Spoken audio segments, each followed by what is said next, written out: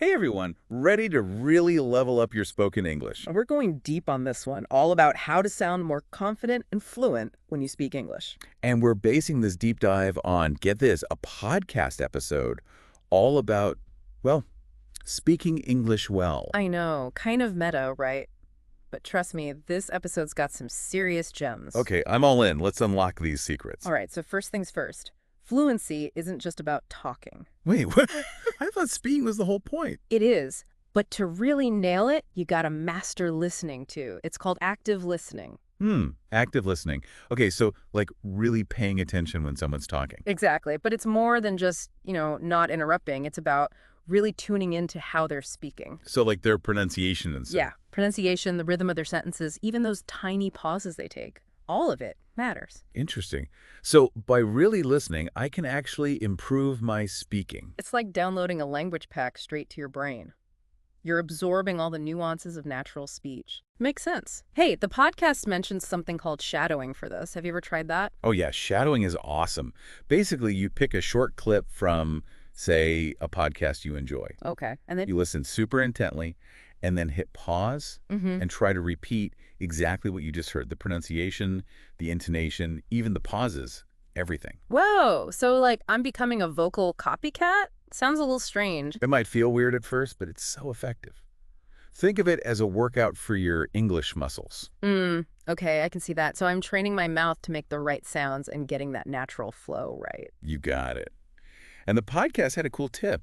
Use podcasts you already love for this. Makes it way more fun. Yeah, because who wants to study when you can just listen to something you're already into? Right. There are podcasts on literally everything these days, so find one that speaks to you and shadow away.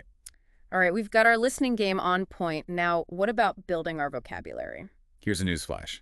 You don't need a massive vocabulary to be fluent. Seriously? Really? I always thought I needed to know, like, a zillion words. Not at all. Using simple words correctly is way more powerful than trying to sound like a walking dictionary. That's a relief. But, okay, how do I learn new words effectively? The podcast recommended aiming for 5 to 10 new words each day.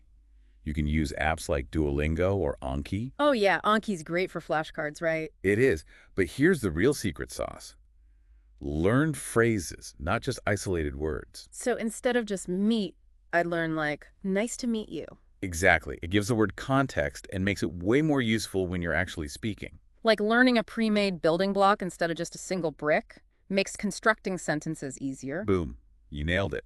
And to really solidify those new words and phrases, keep a vocabulary journal. Ah, good old-fashioned note-taking. Not just note-taking, though. Write down the new stuff, A and D, then use it in sentences, like a test drive for your vocab. Okay, I'm liking this.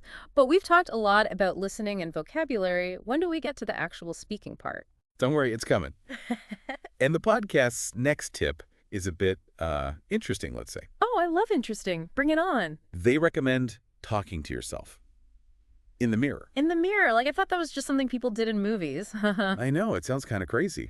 But think about it. It's a safe space to practice without feeling self-conscious. True. No one's judging me except me. Exactly. Experiment with new words, work on pronunciation, get comfortable with the sound of your own voice speaking English. Okay, you've convinced me. I'm willing to give it a shot. Mirror, here I come. But what if I want to practice with, real people? There are tons of options. Language exchange apps like Cambly, HelloTalk, Speaky, all great for connecting with native speakers. So it's like finding a language buddy, but online. Precisely. Yeah. You help them with their language, they help you with yours. Win-win. Awesome. And what about getting feedback on my speaking? How can I know if I'm actually improving? This one might feel a little awkward, but record yourself speaking. Ooh, recording myself, huh? Yeah, no, it can be cringy. But it's the best way to spot areas where you can improve. Makes sense. Like having my own personal English coach in my pocket. Exactly. You can listen back and be like, oh, my pronunciation needs work there, or I'm speaking way too fast. Cool. I can definitely see how that would be helpful. Any other practice tips from the podcast? Here's a fun one. Storytelling. Storytelling. Like bedtime stories. Not quite, but similar idea.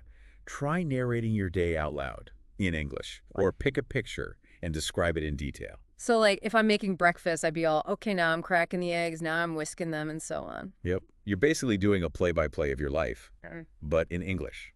It's a fun way to work on fluency and sentence structure. I like it. All right, now for what might be the most mind-blowing tip from this whole episode. Thinking in English. This is where things get really interesting, almost like a Jedi mind trick. Wait, think in English? How's that even possible? I've been thinking in my native language my whole life. I know, it sounds daunting, but the key is to start small. Instead of translating everything in your head, try thinking about everyday things directly in English. Like, for example. Instead of thinking, I'm hungry, think, I'm starving. Or, man, I need a snack. So it's about catching those automatic thoughts and flipping the switch to English mode. Exactly. Start with simple phrases, then gradually work up to full sentences, all in English. The podcast said this can make speaking way easier. Because your brain doesn't have to do that extra step of translation. Your thoughts just flow right out in English. Wow. Pretty amazing, right? It's like rewiring your brain, creating new neural pathways that lead straight to spoken English. Okay, I'm officially mind blown. But this whole thinking in English thing, it's a bit intimidating. It is a challenge, but totally doable with practice. The podcast really emphasized that. All right, I'm game. Now, what about accents? Do I need to sound exactly like a native speaker to be considered fluent? Great question. And here's the thing. Clarity is more important than a perfect native accent. Phew, because I've always worried about my accent. Accents are natural. They're part of who we are. But being understood is key. So focus on clear pronunciation. Got it. Clarity over erasing my accent completely. Any tips for improving pronunciation? YouTube is your friend. Tons of amazing channels dedicated to English pronunciation. They break down sounds, give tips, everything. Sweet, I'll definitely be checking those out. What else? There's a super cool app called Forvo. It's basically a pronunciation dictionary. You can hear native speakers pronounce different words and phrases. Forvo, gotta check that out. Anything else I should know about pronunciation? Yes. Sentence rhythm is super important in English. We don't just speak in a monotone. There are natural ups and downs. Sentence rhythm. Oh. Okay, I'm intrigued. It's like a roller coaster with those peaks and valleys. Mastering this flow is key to sounding natural and fluent. Yeah, now that you mention it, I can hear that when native speakers talk. It's like there's a musicality to it. Exactly. And the podcast had a fun suggestion for practicing this rhythm. Tongue twisters. Wait, seriously? You mean those things like, she sells seashells by the seashore? Yep. They're not just for kids. They force you to pay attention to each sound and articulate clearly. I never thought of them that way, but it makes sense. Huh? All right, time to brush up on my tongue twisters. But honestly, all this talk about pronunciation and rhythm, it makes me a little self-conscious. What if I make mistakes? Don't sweat it. Everyone makes mistakes when learning a new language. The podcast actually said making mistakes is essential for improvement. Seriously. So I shouldn't be afraid to mess up. Absolutely not. Every mistake is a chance to learn. The key is to see them not as failures, but as stepping stones on your path to fluency. That's a really helpful way to look at it. Still, I get nervous speaking, especially in front of others. Totally normal. The podcast talked about surrounding yourself with supportive people who encourage your practice and don't judge your mistakes. That makes sense. It's so much easier to learn when you feel safe and supported. And don't forget to celebrate every little bit of progress you make, no matter how small. Oh, that's a good point. It's easy to focus on what I can't do yet and forget to appreciate how far I've come. We all do that sometimes. Remember, learning a language is a journey, not a race. Be patient, enjoy the process, and celebrate your wins. Love that. Be patient, enjoy the journey, celebrate the wins. All right, I'm feeling super inspired. What else is in store for us in this deep dive? Well, next up, we got some bonus tips. Think of them as shortcuts to turbocharge your progress. Ooh, shortcuts. I'm all ears. Tell me everything. All right, buckle up. These bonus tips are all about, sneaking English into your everyday life. Sneaking English. Okay, I like the sound of that. It's about making English part of your world even when you're not hitting the books, you know. Gotcha. So less studying, more living in English. Exactly. Start simple. The podcast said to label things around your house in English. Label things? Okay, how do I, label my couch in English? Just stick a note on it that says couch, or on your fridge, put refrigerator. It's kind of fun, actually. Well, I can see that. Yeah. Turning my house into a giant English vocabulary game. Yeah, exactly. And here's another easy one. Change your phone's language settings to English. Ooh, that's a good one. I'm always on my phone anyway. Right. Might as well make it a learning opportunity. You'll pick up new words just from, using your apps. True. Any other sneaky English tricks up your sleeve? If you're comfortable on camera, use video calls to practice speaking. Zoom, for example, lets you record the call. So I can watch it back later and be like, ooh, need to work on that. Exactly. It's like having a personal coach, but way less pressure. No judgment from the coach, just me and my awkward self on camera. Hey, we all start somewhere, right?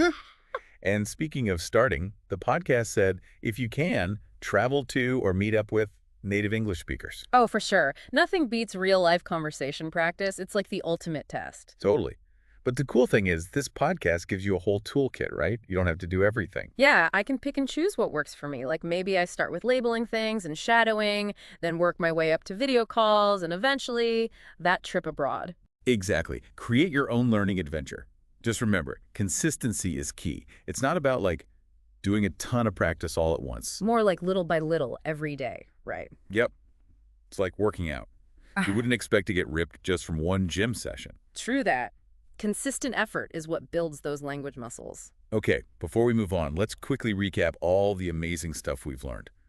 We started with active listening, like tuning our ears to how native speakers really talk. And we discovered the magic of shadowing, basically becoming a vocal copycat to nail that pronunciation and flow. Then we tackled vocabulary, busting the myth that you need a huge word bank to be fluent. Instead, we focused on learning just a few new words each day, but learning them in context as phrases and expressions. And we love the idea of a vocabulary journal, not just for writing down new words, but for actually using them in sentences, giving them a test drive. It's like taking our new vocab out for a spin and seeing how it handles in the real world. Exactly. Then we dove into practice, starting with, well, the slightly unusual but effective method of talking to ourselves in the mirror. It's a safe space to experiment and get comfortable, no judgment there. And for those who are ready to interact, we explored language exchange apps, finding a language buddy online. A digital partner in crime for our English adventure. We also talked about recording ourselves speaking, like having a personal coach who can point out areas for improvement. And we can't forget about the power of storytelling. Narrating our day or describing a picture, engaging our imaginations while practicing fluency. Then came the mind-blowing concept of thinking directly in English, training our brains to bypass that translation step. Almost like creating a shortcut from thought to spoken word. And we tackled pronunciation, remembering that clarity trumps a perfect native accent. YouTube tutorials and the Forvo app came in handy here, providing a pronunciation roadmap. And of course, we discovered the musicality of English, that natural rhythm that gives it its flow. Tongue twisters made a surprise comeback, proving they're not just child's play. They can actually help with pronunciation and clarity. And lastly, we talked about the importance of embracing those inevitable mistakes. Seeing them not as failures, but as opportunities for growth. It's a journey, not a race. Surrounding ourselves with supportive people creates a safe and encouraging environment for practice. And celebrating every little victory helps us stay motivated and on track. So much good stuff packed into this episode. What's really stuck with you so far? What's that one nugget of wisdom you're going to carry with you from this deep dive? You know, that think in English thing has really gotten under my skin. It's such a simple concept, but so powerful. I feel like it could be a game changer for my fluency. I'm with you on that one. It does take effort, but I can see how training my brain to think in English could make my speaking feel more natural and effortless. Exactly. No more mental translation gymnastics. It's a challenge I'm definitely up for, but gotta be honest, I'm a little intimidated too. That's totally understandable. It's a big shift. But remember, baby steps, right? What's one small thing you could do today to start incorporating thinking in English into your routine? Let me see. I know. I'm gonna try thinking in English while I'm getting ready in the morning. You know, just narrating my routine in my head. Okay, I'm brushing my teeth now. Time to pick out an outfit. Simple stuff like that. Love it. It's a low-pressure way to start, like a mental warm-up for speaking English later in the day. A mental warm-up. I like that. Might even make those boring morning tasks a little more interesting. Exactly. It's all about finding ways to make learning enjoyable. And that's a huge takeaway from this episode. When you enjoy the process, the progress feels so much smoother. I totally agree. This whole deep dive has been a goldmine of practical advice and motivation. I feel like my English-speaking confidence has already gotten a boost. That's amazing to hear. And this is just the start of your journey. Speaking of journeys, any final words of wisdom for our listeners as they continue their own English-speaking adventures? You know, what really struck me about this podcast was its focus on mindset. Yeah, like it's not just about grammar rules and vocab lists, right? Right. It's about having a positive attitude, being okay with making mistakes, and actually seeing those mistakes as, like, stepping stones. It's like instead of dreading making mistakes, we can actually look forward to them because they help us learn and grow. Exactly. And this podcast reminded me that, learning a language is a lifelong thing. It's not about reaching some like magical endpoint and then stopping. Yeah, it's a continuous journey of discovery and improvement. Totally. And I think that takes a lot of pressure off. It's not a race, it's a marathon. I love that analogy. It makes the whole process feel much more manageable and, well, fun. And when it's fun, we're more likely to stick with it. Right. Consistency is key, as we've learned. It's like anything else we're passionate about. When we're enjoying ourselves, it doesn't feel like work. Exactly. And I think that's a really beautiful takeaway from this deep dive. Yeah. It's not just about learning how to speak English, it's about rediscovering that joy of learning, period. Oh, I love that. The joy of learning, expanding our horizons, connecting with the world in new ways. And language is such a powerful tool for connection, isn't it? Yeah. It helps us bridge cultural gaps, build relationships, understand different perspectives. Absolutely. So as we wrap up this deep dive, I'm curious, what's one action you're going to take to continue your English speaking journey? Well, all this talk about thinking in English has really inspired me. I'm going to challenge myself to consciously make that shift in my thinking, even outside of dedicated practice time. That's awesome. It's such a subtle change, but I bet it makes a huge difference. I'm hoping so. I'm a little nervous, to be honest, but also excited to see how it affects my fluency. And remember, every step you take, no matter how small, brings you closer to your goals. So true. We're all in this together, cheering each other on. Well said. To all our listeners out there, keep exploring, keep practicing, and most importantly, keep speaking English. Happy learning, everyone!